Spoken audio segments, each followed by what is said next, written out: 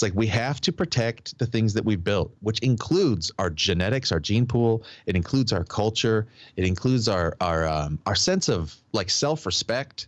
We can't let ourselves lose the way and lose a vision for the future that we can all agree on. That's one of the big things that goes away with Christianity. There is no real vision for the future. And notice the word real. They have a vision for the future, they would say, but the vision for the future is that there's a fucking apocalypse and then an antichrist and these terrible wars. And then eventually after this horrible nightmare, Jesus comes back to rule the world in harmony and peace.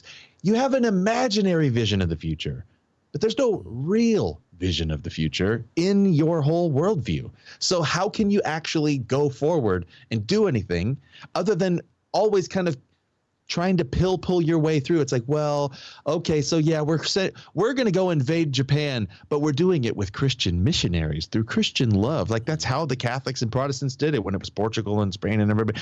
You know, they were always, you know, what's the word castizo is the reason why there's a bunch of fair-skinned Mexicans is because Spanish missionaries went up and set up missions, and they were interbreeding with all the mestizo people in Mexico.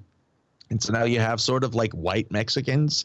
You know, that's the heritage of Spain's type of conquest. So we have mixed race people all over the place that have inherited our traditions, and then they spin it into, you know, Santa Maria and all these Santeria. It gets weird. You mix Christianity and voodoo, and then you just shit on it. It's like, that's your fault. The reason Haiti's Catholic, starving black people, is because you tried to spiritually conquest them. But you didn't actually take the territory. You didn't really uplift it. You made them into slaves in the name of Jesus, and then it ends up falling apart. You don't have a real vision for carrying it through to the finish line. It's always like, well, God will figure it out. But then he doesn't.